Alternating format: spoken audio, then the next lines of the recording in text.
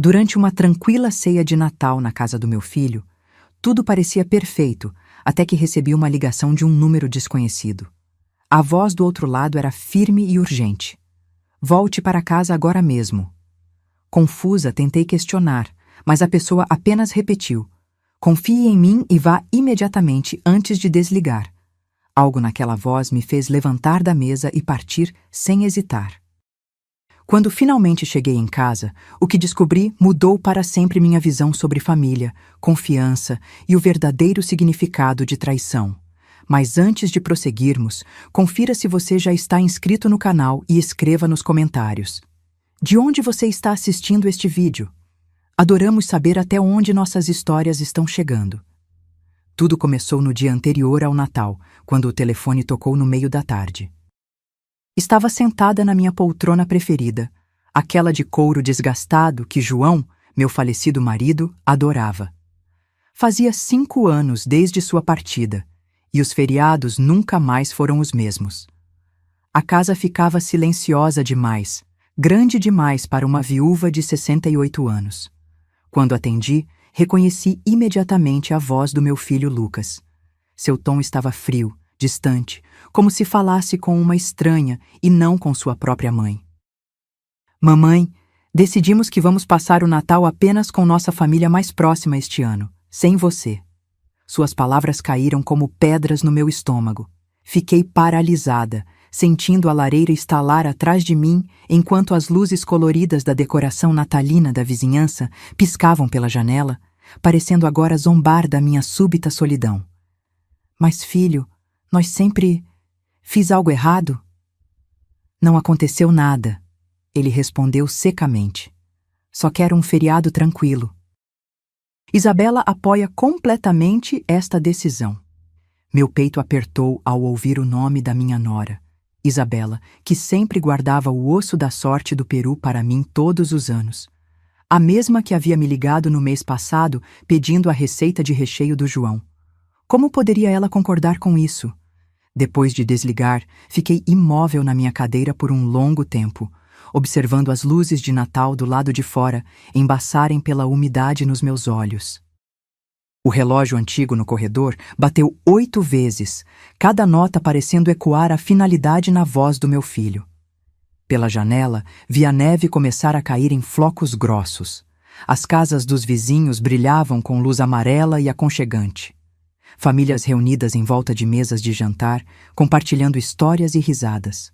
Os Silvas, do outro lado da rua, tinham sua árvore visível pela janela da frente, presentes já embrulhados esperando sob os galhos verdes. O que eu fiz de errado, João? Sussurrei para meu reflexo na janela fria.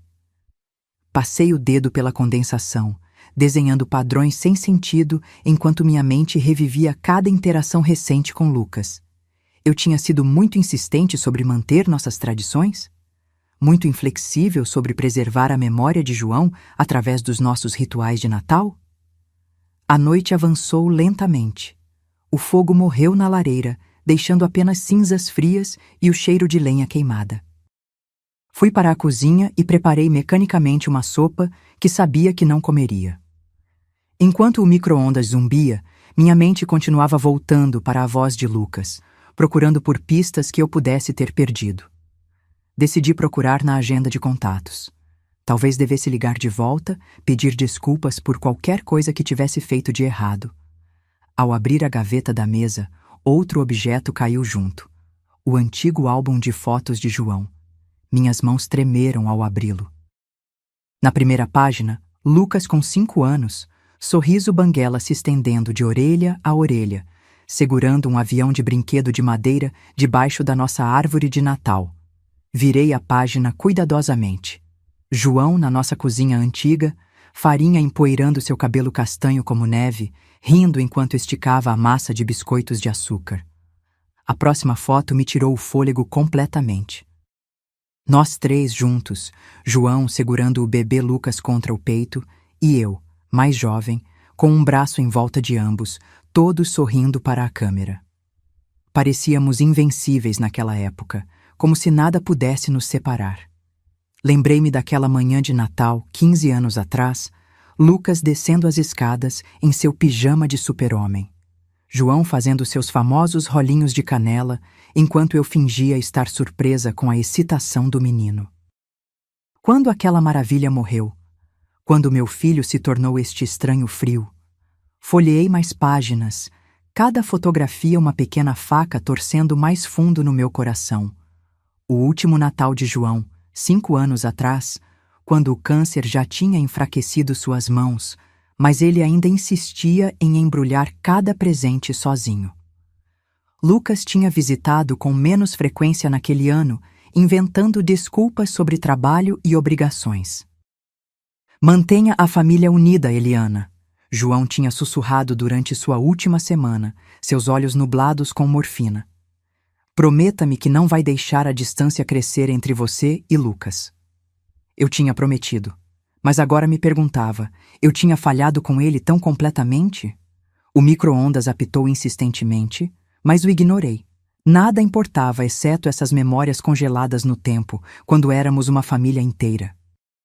Fechei o álbum com cuidado, mas tirei a foto de João rindo na nossa cozinha. Esta coloquei na minha mesa de cabeceira, onde poderia ver o sorriso dele ao acordar. Enquanto me preparava para dormir, o lado da cama de João parecia vasto e vazio, como tinha sido por 5 longos anos. Mas esta noite parecia ainda mais oco, como se perder Lucas tivesse dobrado a solidão que já habitava estes cômodos. A luz da manhã filtrava pelas cortinas mal fechadas, projetando sombras cinzentas sobre minha mesa de café da manhã.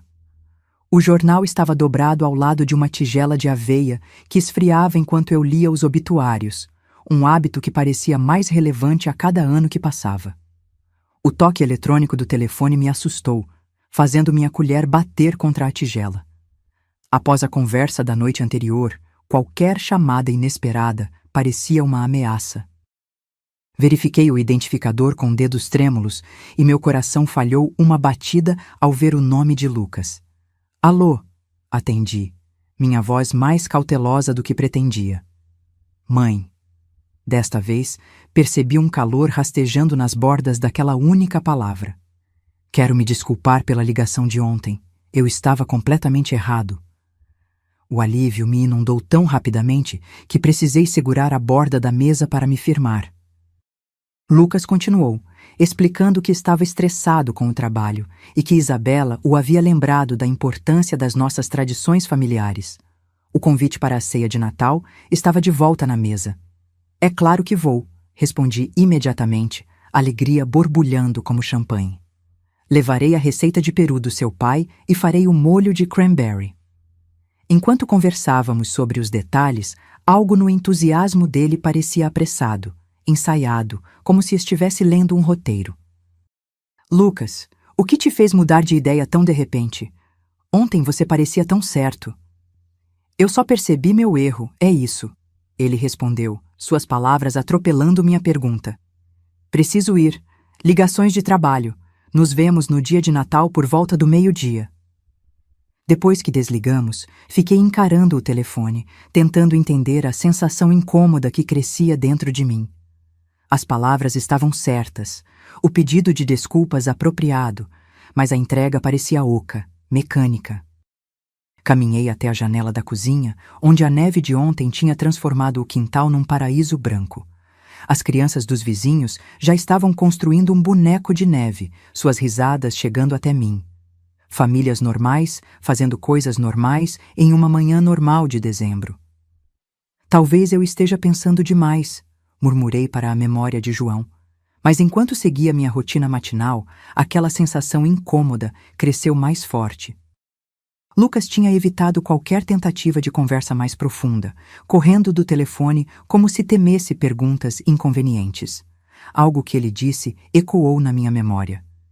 Isabela me lembrou de como nossas tradições familiares são importantes. Desde quando Isabela precisava lembrar Lucas de algo tão fundamental?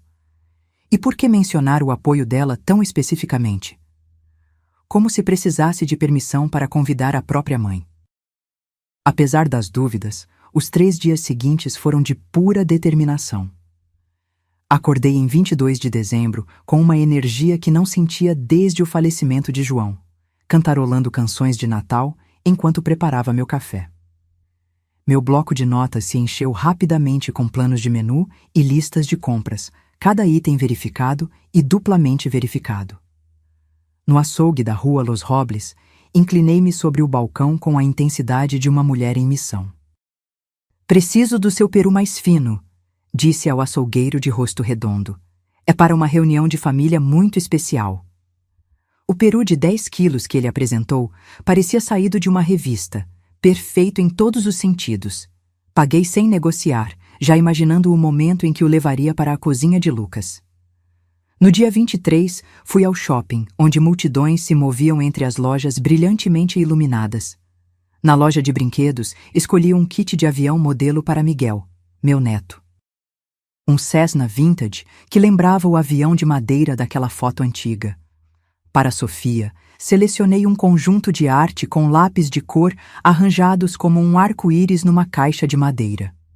Naquela noite, colhi ervas do meu jardim de inverno para a marinada especial de João. A receita, escrita em sua letra cuidadosa, estava apoiada contra a tigela de açúcar enquanto eu picava alho e tirava folhas de alecrim. "João, espero que eu lembre disso corretamente", sussurrei para sua foto no parapeito. "Isso tem que ser perfeito." A marinada se juntou como uma pasta verde perfumada. Alho, alecrim, tomilho, azeite e o ingrediente secreto de João, um toque de vinho branco. Massageei-a sob a pele do peru com dedos cuidadosos, sentindo como se estivesse realizando um ritual antigo de reconciliação. A manhã da véspera de Natal chegou cinzenta e fria, mas meu ânimo permaneceu elevado. Embrulhei os presentes com precisão, dobrando cantos afiados e amarrando fitas com laços perfeitos. Minha melhor roupa de Natal estava passada e pronta, perfume borrifado como armadura para a batalha familiar que se aproximava. À medida que a noite se aproximava, porém, a inquietação começou a se infiltrar. Lucas não tinha ligado para confirmar os detalhes. A que horas eu deveria chegar? Deveria trazer vinho? As crianças tinham alergias alimentares que eu havia esquecido? Meu vizinho Fernando apareceu na janela da minha cozinha enquanto eu limpava as tigelas da marinada. "Eliana, grandes planos para amanhã?" perguntou ele através do vidro. "Ceia de Natal com Lucas e sua família", respondi, talvez rápido demais. "Vamos ser uma família de verdade novamente." Algo cintilou na expressão de Fernando, mas ele apenas assentiu. "Isso é maravilhoso. Você merece a felicidade." Depois que ele saiu, não consegui me livrar da sensação de que sua pergunta tinha um peso além do interesse casual de um vizinho. Como se ele soubesse de algo que eu não sabia. Ao me deitar na véspera de Natal, tudo estava pronto. O peru descansando na geladeira, os presentes aguardando perto da porta. Tudo exceto meu coração acelerado, que parecia determinado a encontrar problemas onde não existiam. Por que Lucas não havia ligado? Por que Fernando parecia preocupado? Por que esta reunião parecia mais uma encenação do que um reencontro? Encarei o teto até o amanhecer, dizendo a mim mesma que a antecipação sempre traz ansiedade. Amanhã seria perfeito. Tinha que ser. A manhã de Natal amanheceu nítida e brilhante. A neve cintilando como diamantes espalhados pelo bairro. Vesti-me com cuidado cerimonial, ajeitando minha roupa e alisando meu cabelo teimoso. O suporte do peru parecia mais pesado do que o esperado, enquanto o carregava para o carro junto com as sacolas de presentes. Parei na porta da frente, chave pairando sobre a fechadura, e olhei para trás. Quartos vazios me encaravam através das janelas cobertas de geada, esperando meu retorno. Algo frio tocou minha espinha, uma premonição talvez, mas afastei a sensação e me dirigi ao carro. Hoje era sobre família. Hoje era sobre cura. O caminho para a casa de Lucas rangia sob meus pneus, cristais de gelo cintilando ao sol. Luzes de Natal delineavam cada janela e moldura de porta da casa dele, criando uma cena de cartão postal perfeita que fez meu peito apertar com esperança.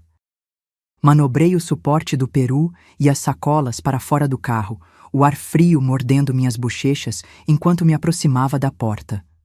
Antes que pudesse bater, ela se abriu, revelando o sorriso caloroso de Isabela, farinha empoeirando seu suéter vermelho como neve de confeiteiro. Eliana, que bom que você está aqui. Entre antes que congele. A casa cheirava a canela e pinho. Música de Natal flutuava de alto-falantes escondidos, enquanto as luzes coloridas projetavam sombras de arco-íris sobre os pisos de madeira polida. Miguel apareceu ao meu lado como por mágica, pulando na ponta dos pés com excitação mal contida. Ana e Paulo Guimarães, os pais de Isabela, me cumprimentaram calorosamente. Lucas apareceu por último, endireitando sua gravata com movimentos que pareciam muito precisos, muito controlados. Seu sorriso alcançava a boca, mas parava em algum lugar antes dos olhos. A mesa brilhava sob a luz suave das velas, lugares postos com a boa porcelana de Isabela e guardanapos dobrados em triângulos perfeitos. Meu peru tomou o centro do palco, a pele dourada reluzindo sob o lustre. — Você quer cortar, Eliana? Isabela perguntou, me oferecendo a faca elétrica. — Você é a artista aqui. Cortei com mãos firmes, cada fatia revelando uma carne tão macia que praticamente caía do osso. A marinada tinha feito sua mágica, as ervas criando uma crosta perfumada que atraiu murmúrios de apreciação ao redor da mesa. A conversa fluía como vinho durante o jantar. Paulo perguntou sobre meus projetos de aposentadoria. Ana elogiou cada prato. As crianças falavam animadamente sobre a escola e amigos, suas vozes brilhantes com a excitação das férias. Até Lucas parecia relaxar, compartilhando histórias sobre o trabalho que soavam quase naturais. Mas notei detalhes inquietantes. Como ele verificava o relógio quando pensava que ninguém estava olhando. Como se assustava levemente quando algum telefone vibrava com notificações. Sua risada carregava as notas certas, mas algo por baixo soava oco, como um eco em um quarto vazio. Após a sobremesa, nos movemos para a sala de estar, onde os presentes esperavam. O papel de embrulho logo se espalhou como neve colorida pelo carpete. Os olhos de Miguel se arregalaram ao desembrulhar o avião modelo. Um Cessna, igual aos do show aéreo. Podemos construí-lo juntos? Claro, prometi, sentindo o calor se espalhar pelo meu peito. É para isso que as avós servem. Sofia abraçou seu conjunto de arte, já planejando obras-primas. Vou desenhar a nossa família inteira, até mesmo o bisavô João, para que ele possa estar conosco também. O quarto ficou em silêncio por um momento, a ausência de João de repente presente entre nós como um convidado invisível. Mas não era a dor aguda que eu tinha carregado por 5 anos. Era algo mais gentil, como se ele estivesse sorrindo para nós de algum lugar distante. À medida que a noite avançava, o calor da refeição nos envolvia como um cobertor confortável. Paulo e eu discutíamos beisebol enquanto Ana ajudava Isabela com a louça. As crianças brincavam no chão com seus novos tesouros, suas risadas fornecendo uma trilha sonora alegre para nossa conversa. Afrouxei minha postura e me recostei na poltrona, me sentindo mais contente do que em meses. Era isso que o Natal deveria ser. Família reunida, tradições honradas, amor compartilhado entre gerações. Meu telefone vibrou no bolso da minha jaqueta, um zumbido suave, mas insistente. Ignorei-o, não querendo quebrar o encanto desta noite perfeita, mas ele zumbiu novamente, teimoso como uma abelha determinada. Com licença por um momento, disse a Paulo, que descrevia orgulhosamente a proeza de beisebol do seu neto. O pequeno banheiro perto do corredor ofereceu a privacidade que eu precisava, sua porta abafando os sons da conversa familiar. Número desconhecido brilhava na tela do meu telefone. Quase declinei. Quem liga na noite de Natal, exceto telemarketing ou golpistas?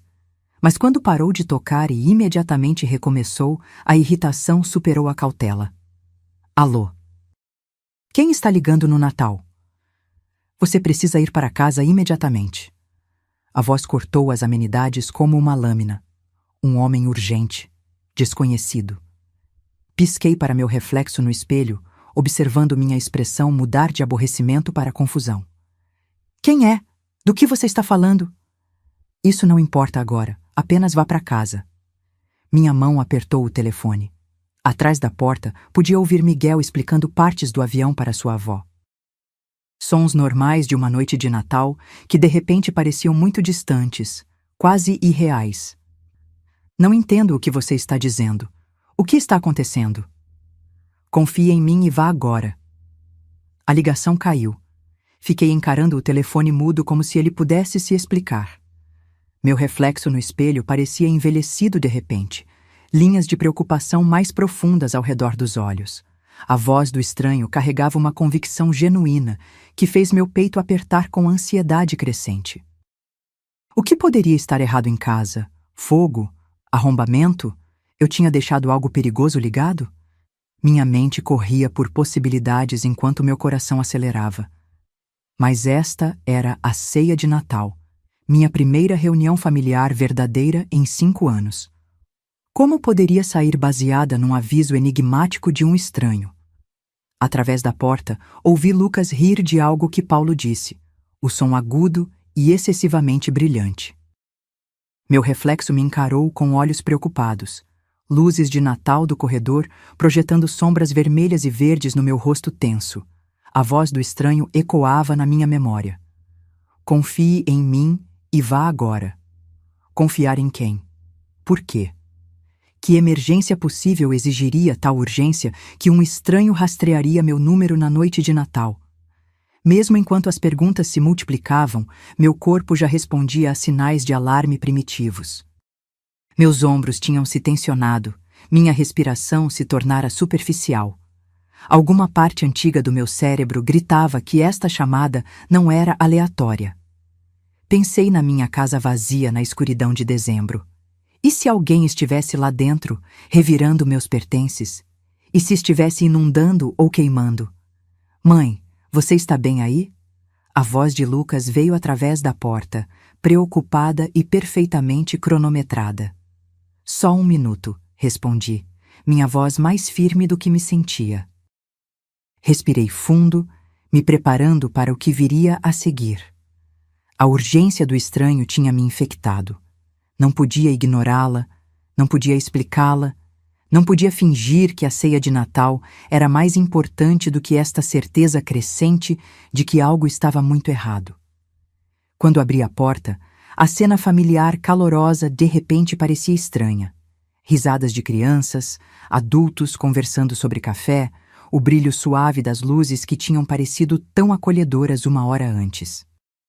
Tudo bem, mãe? Lucas olhou para cima, algo cintilando atrás de seus olhos que poderia ser preocupação ou cálculo. Preciso ir para casa, disse, mais bruscamente do que pretendia. Há uma emergência. Alguém ligou. Algo está errado na casa. O quarto ficou quieto, exceto pelo avião modelo de Miguel, fazendo sons de voo enquanto navegava entre os móveis. Que tipo de emergência? Isabela perguntou, pano de prato ainda nas mãos. Meus dedos tropeçaram nos botões do casaco, a memória muscular falhando sob estresse. Ainda não sei. Eles apenas disseram que preciso ir para casa imediatamente. Lucas se levantou, seu rosto a imagem da confusão preocupada. Quem ligou? Por que não explicaram o que estava errado? Por uma fração de segundo, estudei a expressão do meu filho, procurando algo que não conseguia nomear. Sua preocupação parecia genuína, mas havia algo por baixo, uma tensão que não combinava com suas palavras. Tenho que ir. Abaixei-me para beijar as crianças em despedida, seus rostinhos me encarando com perplexidade inocente. Obrigada por uma maravilhosa ceia de Natal. Sinto muito por sair assim. O ar frio de dezembro atingiu meu rosto como um tapa enquanto corria para o carro. No espelho retrovisor, vi a família agrupada na porta. Isabela se abraçando contra o frio, Paulo balançando a cabeça, as crianças pressionando seus rostos na janela. Lucas estava ligeiramente separado do grupo, sua silhueta escura contra a luz quente que vinha de dentro da casa.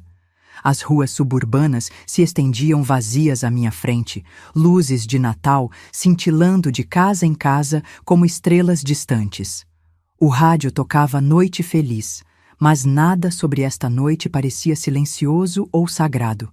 Minhas mãos apertaram o volante até os nós dos dedos ficarem brancos. Aquela voz misteriosa se repetia em minha mente a cada quilômetro. Confie em mim e vá agora. Mas confiar em quem? E por quê? O velocímetro ultrapassou o limite enquanto as interseções vazias passavam em um borrão.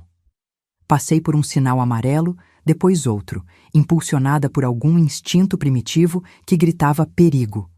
Seria um arrombamento? Alguém viu a casa escura e vazia na noite de Natal, uma presa fácil enquanto a proprietária celebrava com a família. Mas como um estranho conseguiria meu número de telefone? Como saberia que eu não estava em casa? Minha mente voltou ao comportamento de Lucas durante o jantar. O jeito como verificava o relógio, aquela risada forçada, o alívio que tinha cintilado em seu rosto quando anunciei minha partida. Eu estava imaginando conexões que não existiam? Ou meu filho tinha parecido quase ansioso para me ver partir? Entrei no meu bairro, notando como poucas casas mostravam sinais de vida. A noite de Natal nos subúrbios significava famílias reunidas dentro, cortinas fechadas contra o frio, condições perfeitas para o crime. Minha casa estava escura no final da rua, exatamente como a tinha deixado. Mas algo parecia errado. Uma sutileza que fez minha pele arrepiar antes mesmo que pudesse identificar o que havia mudado. Estacionei atrás do carvalho de Fernando em vez da minha própria garagem, algum instinto exigindo discrição. O motor tiquetaqueou enquanto esfriava, o único som no ar noturno cristalino. O frio mordeu meu rosto quando saí do carro, cada sentido subitamente alerta. A rua familiar parecia diferente através da lente do perigo potencial. Sombras mais profundas, objetos comuns transformados em esconderijos ou armas em potencial. Minha casa se agachava escura contra o céu estrelado, mas algo estava errado com sua silhueta. Uma janela do porão, que deveria ter refletido a luz da rua, mostrava apenas escuridão. Vidro quebrado brilhava na neve abaixo como diamantes espalhados. Alguém estava lá dentro. Mexi no telefone com dedos dormentes, discando 190 enquanto me agachava atrás da cerca de Fernando. Um feixe de lanterna varreu a janela do meu quarto de cima. Metódico e deliberado. Quem estivesse lá não estava em pânico. Estava procurando. 190. Qual é sua emergência? Há alguém na minha casa, sussurrei, observando a luz desaparecer e reaparecer em janelas diferentes. Posso vê-lo se movendo lá dentro com uma lanterna. A policial anotou meu endereço e me instruiu a ficar longe da casa até a chegada dos oficiais. Aproximadamente 15 minutos. Uma eternidade para um ladrão levar tudo de valor e desaparecer na noite. Desliguei e abri o porta-malas do meu carro, mãos tremendo enquanto procurava por ferramentas esquecidas. Meus dedos se fecharam em torno de metal frio. Uma chave de roda deixada de uma troca de pneu na primavera passada. O peso parecia sólido, tranquilizador. Quem quer que estivesse violando meu lar encontraria mais resistência do que tinha imaginado. Esgueirei-me pelo perímetro da casa, usando decorações de Natal e arbustos cobertos de neve como cobertura. A janela quebrada do porão contava a história. Dentes de vidro irregulares apontando para dentro, neve espalhada no chão onde o intruso havia entrado. O feixe de lanterna se movia sistematicamente pelo meu quarto, parando na cômoda onde a caixa de joias de João estava, depois no armário onde eu guardava documentos importantes. Isso não era vandalismo aleatório ou desespero impulsionado por drogas. Alguém procurava coisas específicas. Minhas mãos apertaram a chave de roda enquanto raiva protetora inundava meu sistema. Esta era minha casa, meu santuário, minha vida com João, que algum criminoso achava que podia simplesmente roubar como se não significasse nada. Posicionei-me nas sombras ao lado da janela quebrada, ouvidos atentos a sons do interior. Passos rangiam no andar de cima, alguém se movendo com propósito por quartos que continham 40 anos de memórias. O feixe de luz varria para frente e para trás como um farol, procurando sempre. O que estariam procurando? Dinheiro, joias, eletrônicos ou algo mais específico, mais pessoal? Os passos se moveram em direção às escadas, descendo ao porão, em minha direção. Minha respiração saía em baforadas curtas que vaporizavam no ar gelado. Cada músculo tenso enquanto me pressionava contra a fundação da casa, chave de roda erguida. Quem quer que emergisse daquela janela se encontraria cara a cara com uma proprietária muito zangada. A luz do porão piscou brevemente, depois se apagou novamente. Cautelosa, inteligente, mas não inteligente o suficiente para me esperar nas sombras. Papéis farfalharam lá dentro, documentos sendo examinados, selecionados. O som fez meu estômago apertar com a sensação de violação. Aqueles eram papéis privados, registros pessoais, fragmentos da vida que João e eu tínhamos construído juntos. Como algum estranho ousava colocar suas mãos sujas em nossos assuntos privados? Uma cadeira arrastou pelo chão do porão. Gavetas abriram e fecharam com batidas suaves. A busca metódica continuava, sem pressa apesar do risco de descoberta. Quem estivesse lá dentro se sentia seguro, confiante de que tinha tempo para encontrar o que queria. O feixe de lanterna se aproximou da janela quebrada, projetando longas sombras pelo quintal nevado. Pressionei-me mais contra a parede de tijolos, a chave de roda tremendo em meu aperto pelo frio e adrenalina. Uma bolsa apareceu primeiro, lona escura recheada com papéis e pequenos objetos, então uma perna, testando cuidadosamente a moldura da janela antes de se comprometer com a saída. Prendi a respiração, cada músculo pronto para a ação. Mais um segundo, e eu teria minhas respostas sobre quem pensava que podia roubar Eliana Costa na noite de Natal. A segunda perna emergiu da janela, seguida por um tronco que reconheci com clareza nauseante. Gustavo Santos, amigo de longa data do meu filho, se endireitou no meu quintal, segurando uma bolsa recheada com o que pareciam documentos e objetos de valor. Gustavo.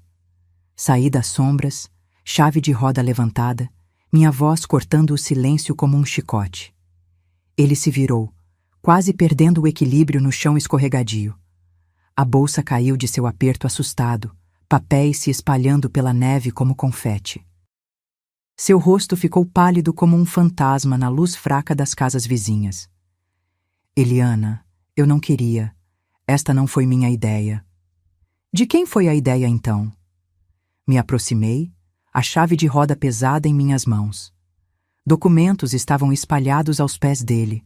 O testamento de João, extratos bancários, certificados de ações. Gustavo levantou as mãos, recuando contra a parede sem ter para onde fugir. Ele disse que você estaria no jantar por horas. Ele disse que você nunca saberia. Quem disse isso? Mas mesmo enquanto perguntava, a compreensão fria já se cristalizava no meu peito, como gelo formando-se ao redor do coração. Lucas sabia que você estaria no jantar. As palavras saíram em pânico. Ele planejou toda esta reunião de Natal para que eu pudesse... A chave de roda escorregou dos meus dedos de repente sem força, atingindo a neve com um baque abafado. Meu filho te enviou. Gustavo assentiu miseravelmente, lágrimas escorrendo pelo seu rosto no ar frio. Ele precisava do testamento de João, os certificados de ações da Boeing. Ele disse que você ia doar milhões para a caridade em vez de para a família. Cada palavra atingia como um golpe físico. Cambaleei para trás, olhando para os papéis espalhados na neve. A caligrafia cuidadosa de João em documentos legais. Certificados de ações que valiam mais dinheiro do que a maioria das pessoas via em uma vida. As economias de nossa existência reduzidas a alvos de roubo. A ceia de Natal. Minha voz saiu como um sussurro rouco. O pedido de desculpas, o convite, era tudo falso. Ele está desesperado, Eliana. Gustavo se arrastou de joelhos, tentando reunir os documentos espalhados com mãos trêmulas. Dívidas de jogo, Investimentos ruins. Ele deve a pessoas que não perdoam pagamentos atrasados. Minhas pernas fraquejaram enquanto a extensão total da traição se instalava. Lucas tinha me olhado nos olhos através daquela mesa de jantar, tinha aceitado meu peru e presentes, tinha deixado seus filhos subirem no meu colo. Tudo enquanto sabia que seu amigo estava revirando minha casa. Quanto ele deve? Perto de 200 mil. A voz de Gustavo era quase inaudível. Ele descobriu sobre as ações da Boeing nos papéis da herança de João. Disse que era dinheiro da família de qualquer maneira, que você entenderia eventualmente. Dinheiro da família. O legado de João, cuidadosamente preservado e investido ao longo de décadas, reduzido a pagamento de dívida de jogo. As ações que ele tinha comprado com seu salário de professor, centavo por centavo, confiando que sua esposa as usaria com sabedoria. Peguei um dos certificados espalhados, o nome de João impresso em caligrafia cuidadosa no topo. 2,3 milhões em ações da Boeing, compradas ao longo de 30 anos quando a empresa estava em dificuldade e as ações eram baratas. Seu ninho de aposentadoria, seu cobertor de segurança contra um futuro incerto. Ele ia roubar as economias da vida do meu marido para pagar dívidas de jogo. Gustavo assentiu, não mais tentando coletar os papéis. Ele disse que você nunca sentiria falta, que pessoas velhas não precisam de tanto dinheiro de qualquer maneira.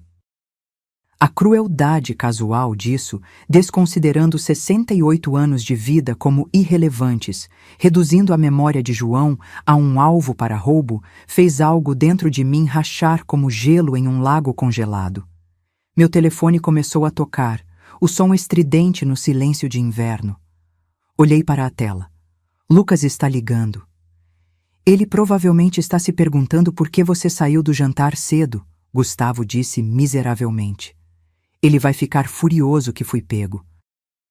Encarei o nome do meu filho na tela, meu polegar pairando sobre o botão de atender. Atrás de mim, as sirenes da polícia uivavam na distância, crescendo mais perto. Na minha frente, espalhados na neve, jaziam os destroços da confiança de João e da minha fé na família.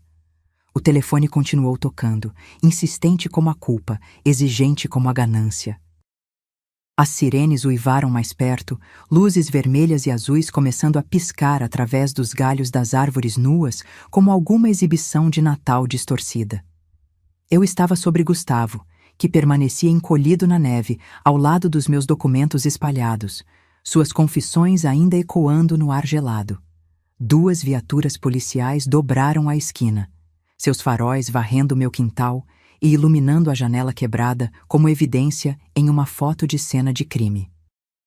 Oficiais emergiram com eficiência praticada, mãos descansando nos cintos, olhos rapidamente avaliando a situação. Senhora, você é a proprietária que ligou para o 190? A oficial se aproximou com calma autoridade, seu distintivo refletindo as luzes de Natal das casas vizinhas. Eliana Costa. Esta é a minha casa, e aquele homem arrombou-a. Apontei para Gustavo, que levantou as mãos mais alto, como se estivesse se rendendo a um exército em vez de 2 policiais suburbanos. A segunda oficial se ajoelhou ao lado de Gustavo, começando o ritual familiar de direitos e algemas, enquanto sua parceira se concentrava em mim. O que foi roubado, senhora Eliana? Peguei o testamento de João da Neve molhada, suas bordas escurecidas com umidade, mas o texto ainda legível. Ele pegou documentos financeiros, o testamento do meu falecido marido, certificados de ações da Boeing no valor de mais de 2 milhões, informações bancárias. 2 milhões? As sobrancelhas da oficial se ergueram enquanto examinava os papéis encharcados. Isso é território de grande roubo. Fernando Lara apareceu de sua casa. Robe amarrado sobre o pijama, chinelos rangendo na neve enquanto se aproximava. Seu rosto enrugado mostrou alívio misturado com preocupação. Fernando, foi você quem me ligou? Perguntei, as peças finalmente se encaixando. Vi alguém com uma lanterna se movendo pela sua casa por volta das 9h, ele disse, acenando para as oficiais. Não podia simplesmente ignorar isso na noite de Natal. Tive que rastrear seu número no diretório do bairro. Você salvou mais do que apenas meus pertences esta noite. Apertei seu ombro, grata por vizinhos que ainda se importavam o suficiente para se envolver. A oficial olhou entre nós com compreensão crescente. Então isso não foi um arrombamento aleatório. O senhor Santos aqui sabia que a casa estaria vazia. Ele é amigo do meu filho, disse, as palavras com sabor amargo. Meu filho sabia que eu estaria na casa dele para a ceia de Natal. Ele planejou tudo isso. Gustavo, agora algemado e sentado no banco de trás da viatura, encarava pela janela com a expressão de alguém observando seu futuro inteiro desabar. A oficial, pegando sua declaração, assentiu gravemente à medida que os detalhes emergiam. As dívidas de jogo, o roubo planejado, a manipulação das tradições familiares. Meu telefone tocou novamente, o som estridente contra a atmosfera oficial da cena do crime. Lucas na tela, como uma acusação. Devo atender? Perguntei à oficial. Vá em frente. Pode ser interessante ouvir o que ele diz. Aceitei a chamada, colocando no viva voz para que as oficiais pudessem ouvir. Alô, Lucas? Mãe, onde você está? Todos estamos ficando preocupados. Sua voz carregava exatamente a mistura certa de preocupação e confusão. Você está fora há mais de 1 hora. Estou voltando, filho. Precisamos ter uma conversa. O silêncio se estendeu pela conexão e quase podia ouvir a mente de Lucas correndo para interpretar meu tom. Está tudo bem? Você soa diferente. Tudo ficará claro muito em breve. Encerrei a chamada antes que ele pudesse fazer mais perguntas. As oficiais terminaram sua papelada enquanto eu coletava os documentos espalhados. Cada pedaço de papel representando um fragmento do legado de João que quase tinha sido roubado por seu próprio filho. Os certificados de ações da Boeing pareciam mais pesados em minhas mãos do que seu peso físico sugeria. 30 anos do investimento cuidadoso de João, economizado centavo por centavo de seu salário de professor. Precisaremos que você venha amanhã para finalizar sua declaração. A oficial me entregou seu cartão. O senhor Santos será acusado de arrombamento, tentativa de grande roubo e provavelmente outras infrações assim que resolvermos tudo. Fernando caminhou comigo até o carro enquanto as viaturas policiais se afastavam. O rosto pálido de Gustavo visível através da janela traseira como um fantasma do futuro do Natal. Tem certeza de que está bem para dirigir de volta para lá? Fernando perguntou. Essa vai ser uma conversa difícil. Olhei para minha casa uma última vez. A janela quebrada, a neve perturbada, a coroa de Natal na porta da frente, que de repente parecia zombar de toda a noção de paz na terra. Algumas conversas não podem esperar, Fernando. Algumas verdades precisam ser ditas enquanto estão frescas. Meu carro ligou relutantemente no frio, o motor protestando. Enquanto dava ré na garagem, meus faróis varreram as decorações natalinas na porta. Seu laço vermelho alegre, um contraste amargo com a destruição familiar que eu estava prestes a desencadear. Mas o testamento de João estava seguro ao meu lado no banco do passageiro, resgatado do roubo e da traição. O que quer que acontecesse a seguir, o legado dele seria protegido. Quando cheguei à casa de Lucas, o brilho quente das janelas e as luzes cintilantes criavam uma fachada perfeita de felicidade familiar. Através da janela da frente, via silhuetas se movendo na sala. Meu filho andando de um lado para o outro perto da árvore de Natal, enquanto Isabela gesticulava com óbvia preocupação. Os documentos recuperados jaziam no banco do passageiro como evidência em um caso judicial. O testamento de João, ligeiramente úmido, mas perfeitamente legível. Os certificados de ações, carregando sua assinatura cuidadosa de décadas passadas. Peguei-os com cuidado, cada papel uma arma na batalha pela verdade que estava prestes a travar. Não bati. Isso ainda era família, mesmo que essa palavra tivesse sido envenenada pela ganância e traição. A porta da frente se abriu para uma cena de domesticidade preocupada. Isabela dobrando panos de prato perto da entrada da cozinha, Paulo lendo uma revista, enquanto Ana trabalhava em uma palavra cruzada. As crianças espalhadas no carpete com seus novos brinquedos. Todos olharam quando entrei, e observei o rosto de Lucas se transformar de alívio para confusão e então para alarme crescente, enquanto notava minha expressão. Eliana, graças a Deus. Isabela se apressou em minha direção, preocupação genuína em suas feições. O que aconteceu? Você parece terrível. Pergunte ao seu marido o que aconteceu, Isabela. Coloquei os documentos na mesa de centro com cerimônia deliberada, arranjando-os para que todos pudessem ver a caligrafia familiar de João no testamento, o papel timbrado oficial da Boeing nos certificados, os números de roteamento nos extratos financeiros. Lucas encarou os papéis como se fossem evidência de sua própria execução. Mãe, não entendo o que você está falando. Estes são o testamento de João e os certificados de ações da Boeing que Gustavo tentou roubar esta noite. Ele está atualmente sob custódia policial, acusado de arrombamento e tentativa de grande roubo. A revista de Paulo escorregou de suas mãos. Certificados de ações? Que ações? João me deixou ações da Boeing no valor de 2,3 milhões. Observei cada rosto processar esta informação. Surpresa, confusão, compreensão crescente. Ele as comprou ao longo de 30 anos, investindo o salário de professor quando a empresa estava em dificuldade. Lucas descobriu que planejo doar a herança para organizações de veteranos e instituições de caridade educacionais. Mãe, essa é nossa herança de família. A fachada cuidadosamente construída de Lucas rachou, revelando o desespero por baixo. Você não pode simplesmente dar tudo para estranhos. Posso fazer o que quiser com o meu dinheiro, mas você decidiu roubá-lo em vez de falar comigo. Isabela afundou no sofá, uma mão cobrindo a boca enquanto as peças se encaixavam. O convite de Natal, a reconciliação súbita, tudo planejado para dar a Lucas um álibi enquanto seu amigo roubava minha casa. Virei-me para encarar meu filho diretamente. Você usou o Natal, usou a alegria dos seus filhos, a bondade da sua esposa, usou meu luto por seu pai para encobrir um roubo. A palavra cruzada de Ana caiu no chão, esquecida. Lucas, por favor, nos diga que isso não é verdade.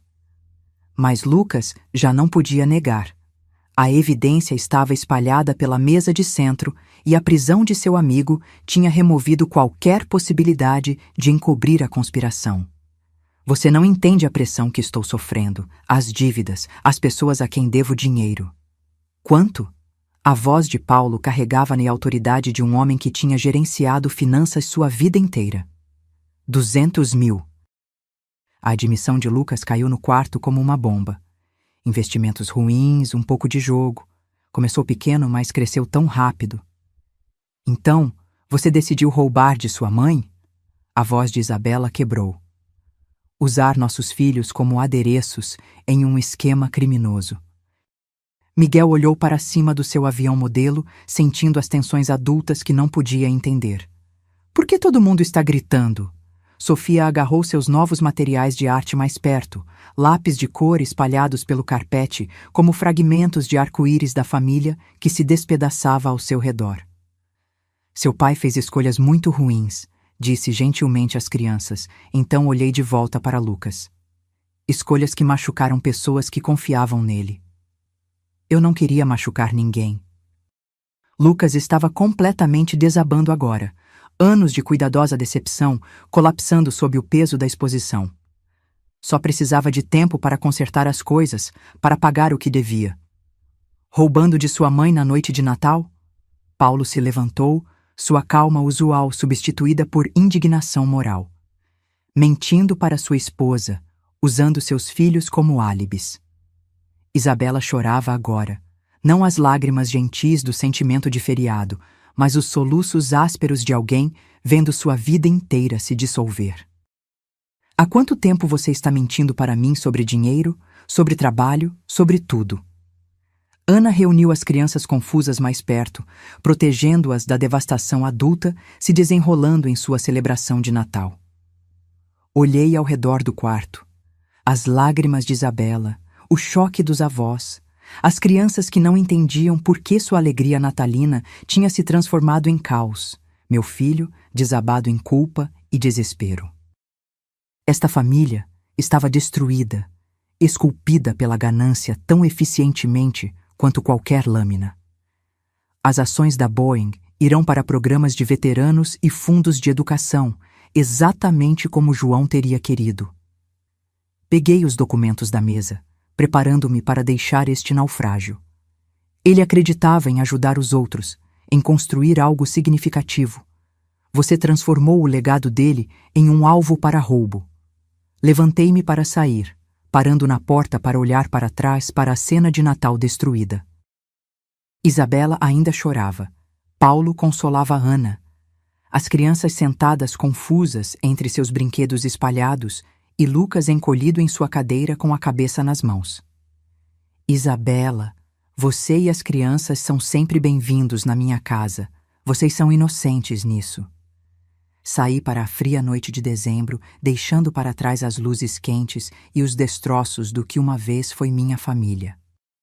Na manhã seguinte, a luz filtrava pela janela da cozinha, projetando longas sombras sobre a mesa onde os documentos resgatados de João jaziam bem arranjados ao lado da fotografia dele.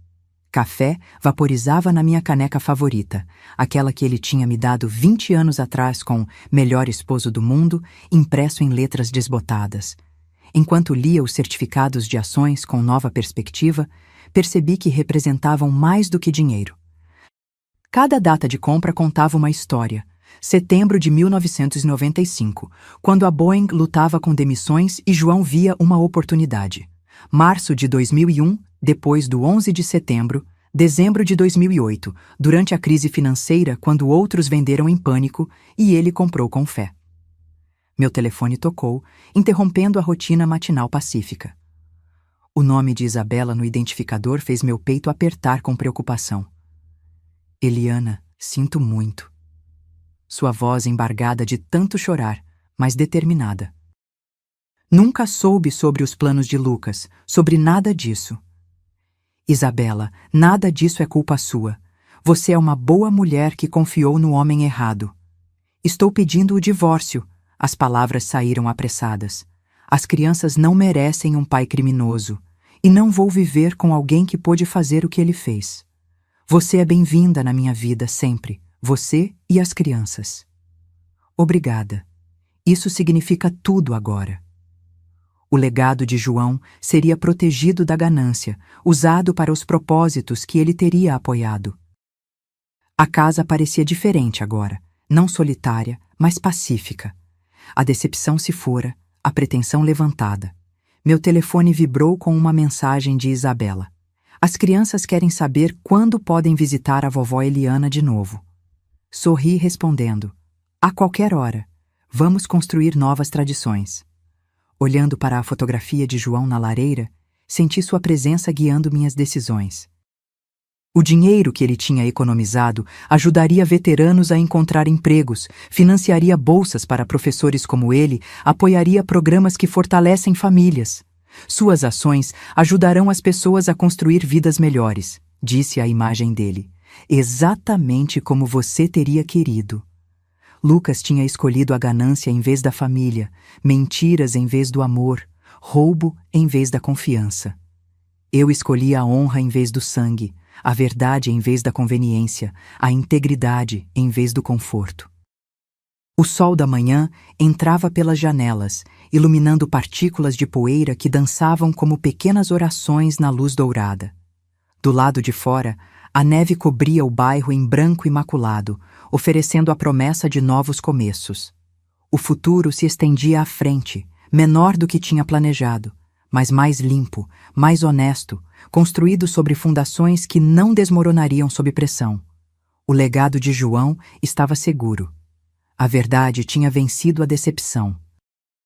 A verdadeira família, o tipo construído sobre amor e respeito, em vez de sangue e obrigação, continuaria.